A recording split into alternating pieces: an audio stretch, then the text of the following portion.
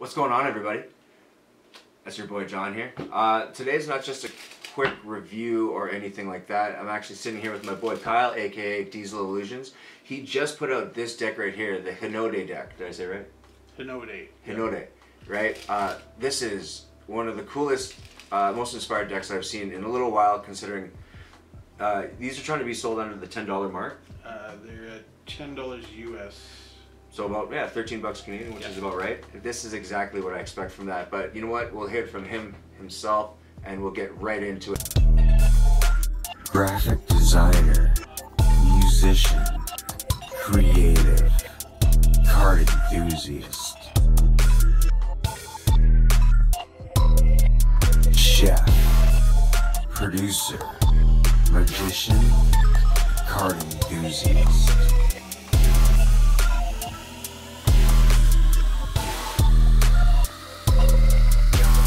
So, let's go over the deck. What's your inspiration for this?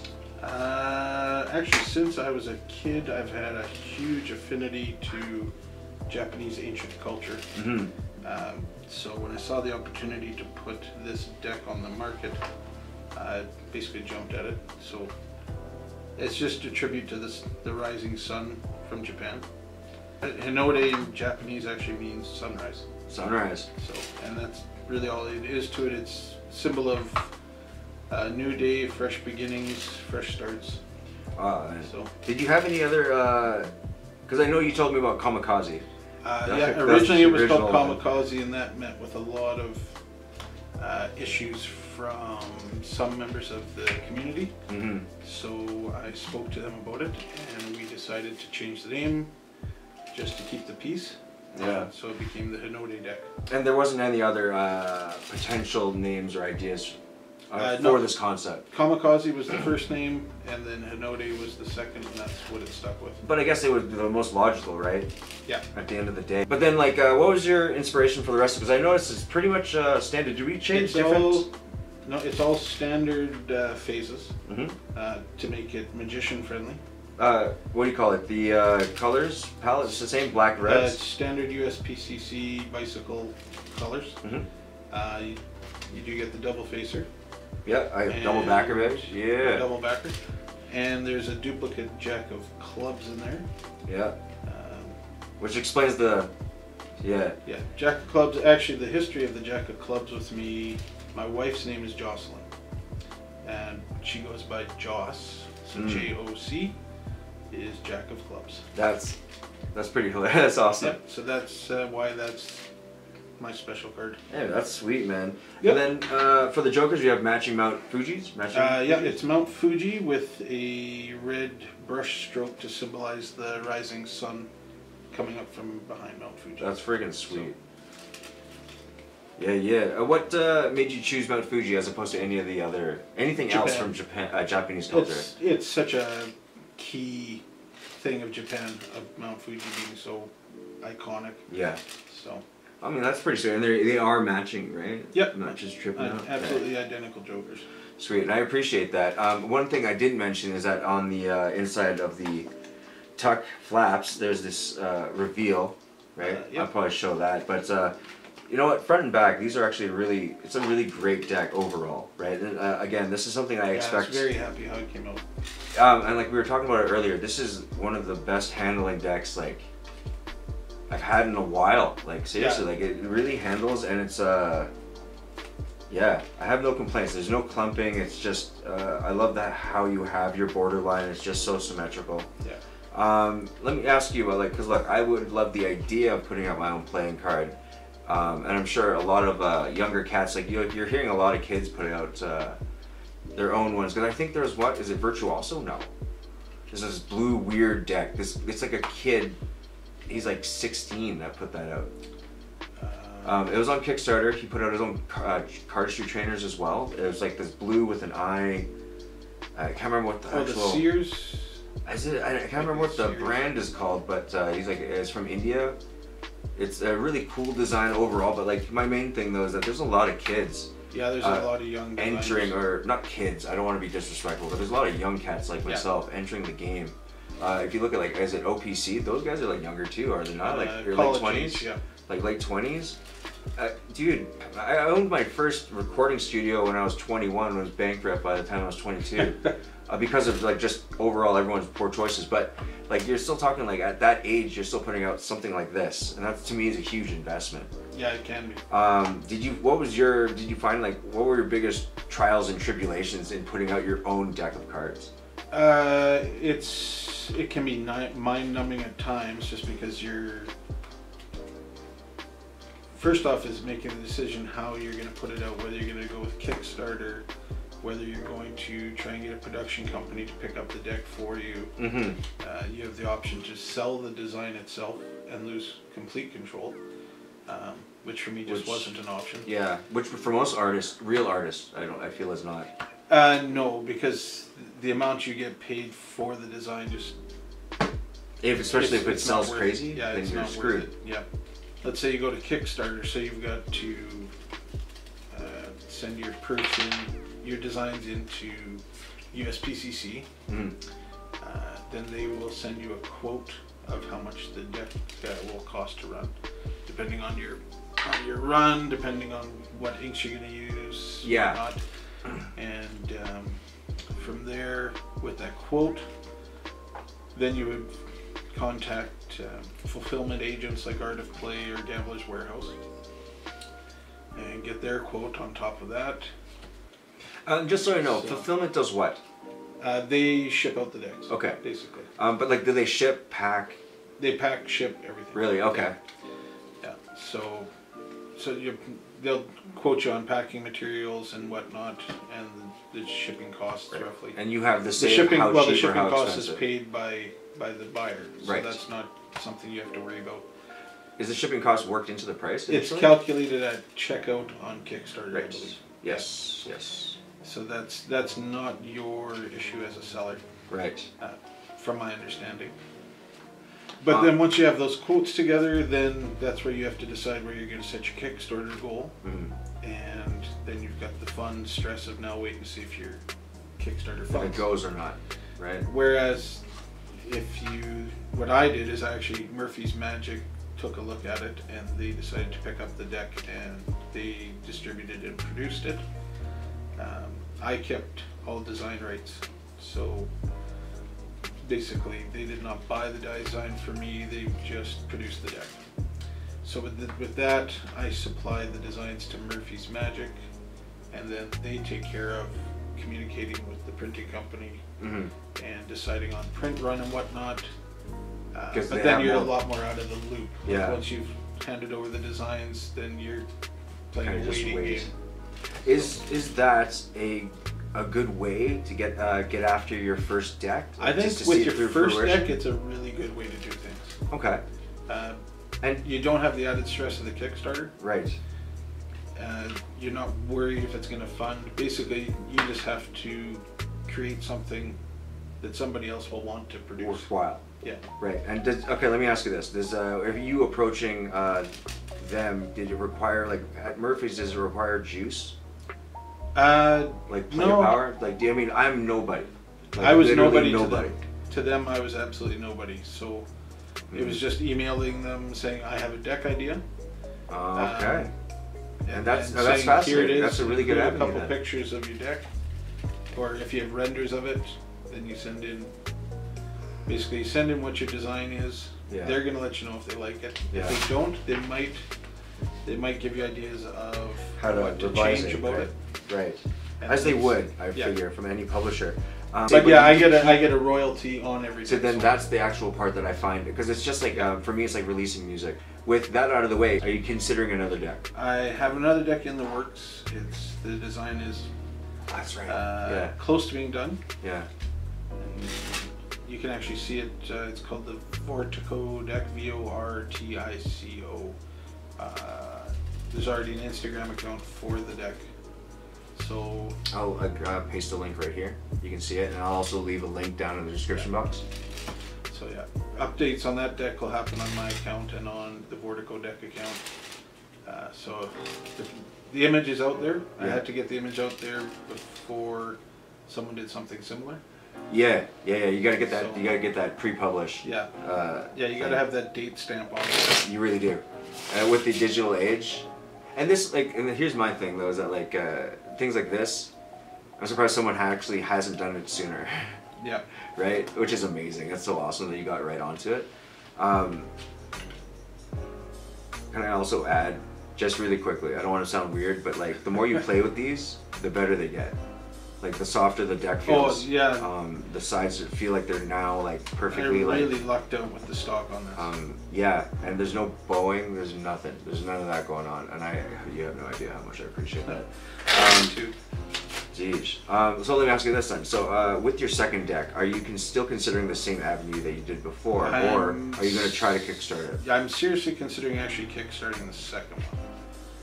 So we'll have to see on that. And what do you think your estimated goal is on that? For time wise, I'm hoping spring. Spring, huh? Yeah. Nice. Oh man, I can't wait because now that I know I've seen these, I think I'm definitely gonna have to pick up a minimum of a brick of the next ones that come out. Yeah, the next one I think is bastard. gonna make this look kind of like Child's Play. Yeah, but I mean, let's be really real though. I think putting out your first deck though is a monumental move. It's such a power move. Yeah. But yeah, I can't wait to see your next deck because like that's gonna be, yeah, from what I've seen, from the stuff you showed me so far, casually, just in passing, crazy. So yeah, it looks good, it looks palatable, and I think it's gonna cross right over into all the niche markets, hands down. Let me ask you this then. So with this, you have a couple duplicates, you have your double backer, all that stuff. Are you adding any extra gas, or are you adding the regular gas into that deck? To that deck, all the decks that I put out will have an extra jack of clubs. Mm-hmm. That's my dedication to my wife. That'll be in every deck. Oh, that's sweet.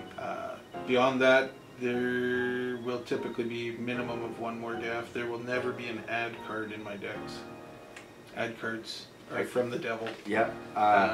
I never understood why they existed, other than there's no need because the ad is on the bottom of the box. I've always and I 100%. I've said that in actually previous videos because it's seemed pointless that you have your ad like 90 times on the box. When at this point in the game, I think everybody knows where cards come from. Yeah. So yeah, the stork. Yeah. The card stork brings the cards. Oh god, yeah, that sexy bastard.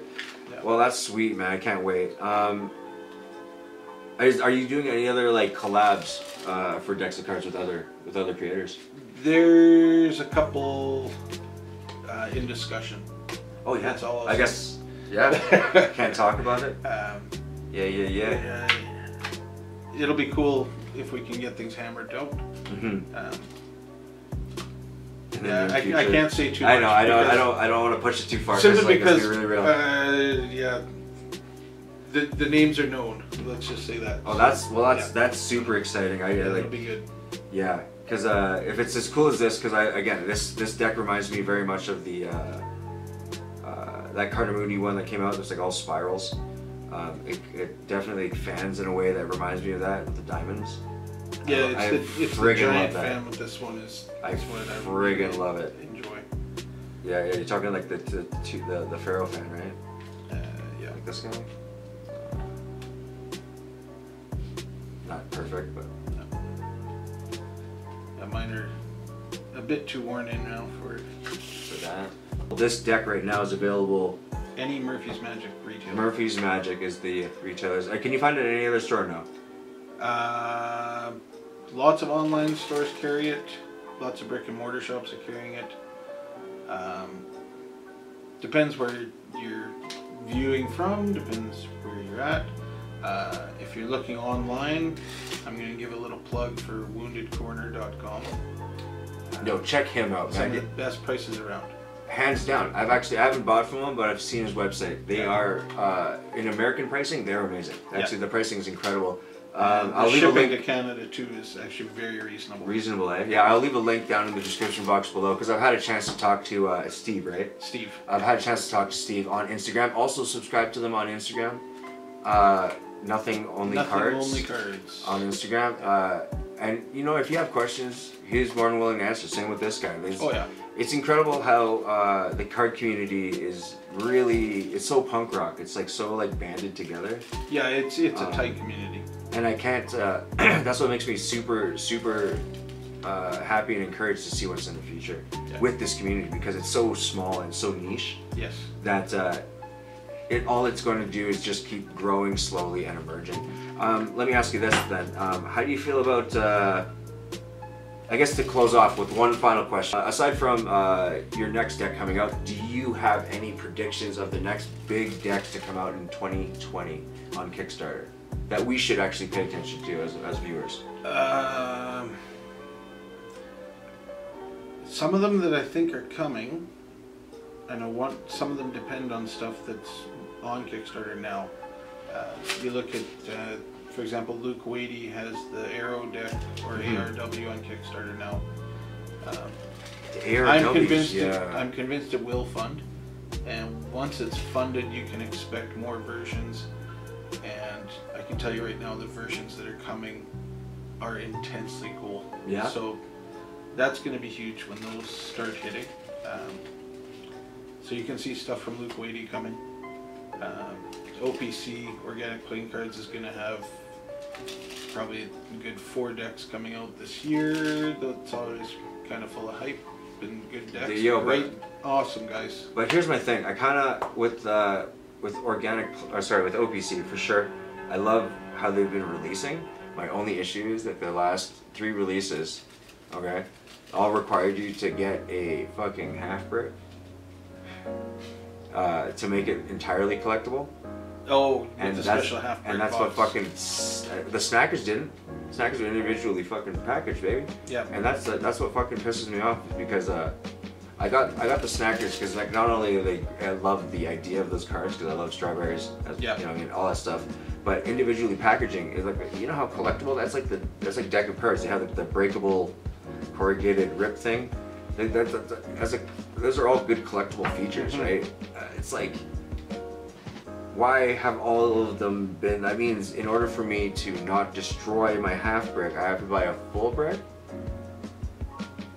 I mean, maybe I'm sounding like a half brick plus a card. Plus a card. I don't know. I'm just sounding like a big old-fashioned first world problem here, but like, it's just that, like, from a consumer standpoint, like, I don't want to spend like the set, because I also want to have like I love their cards. Yeah. You know what I'm saying? Like, I can't justify just only opening and having the one deck. I'm gonna look at my half brick and be like, fuck. You know? I would say bring that back. Can you bring back individual packaging for at least one run? I know it's going to cost a little bit more. I'm willing to pay for it. I'm sure it's coming. I mean, when they did the snackers, like, we know it's going to be a series, so probably you're going to see more individually bagged.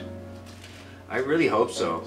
But I also kind of hope they delve further into, like, because like the snackers things, like they joked about how it looked like it was a fruit snacks bag.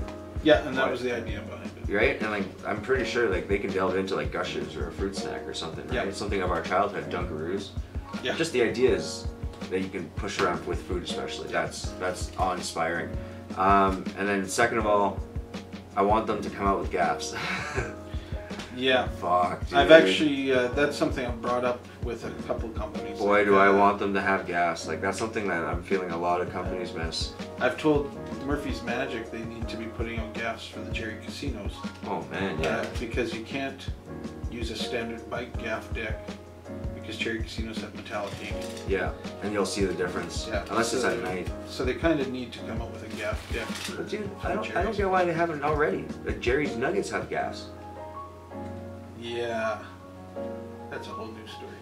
Yeah, I'm not a Jerry's Nuggets fan personally, so. I really don't see the big deal about Jerry's. It's because of hype. I've handled an original Jerry's deck. Yeah. It's all hype. Yeah, it dude. really is all hype. As far as I know, it's all hype. Because the cards aren't that great. Well, I heard they're supposed to be like something that's like one finish on the top and a different finish on the bottom. Yeah, they're dipped. And in what? There was a chemical they're dipped in, and that process is now illegal. Right. It must give you like some sort of poisoning. Yeah, it's an environmental hazard, so they can't. No, but then how did that guy that purchased all of those fucking decks of cards not die from like some sort of poisoning? Well, it's the process. They can't have the raw material anymore. Oh, I see. The process. At least that's from the way I understand it. So. Fuck me, dude. Yeah. That's crazy. Yeah. Because I'm not, again, I don't see the point. It's like the same thing with like, look, David Blaine, I don't know, what day is it today? 20th. David Blaine released like yesterday those fucking, or Thursday, that he released those rose gold gator back. Yeah. In the first rose gold print, metallic print or whatever of that style, I'm like, sweet. And then you're also for $100 selling one that's signed in that thing and one legitimately to open. $100.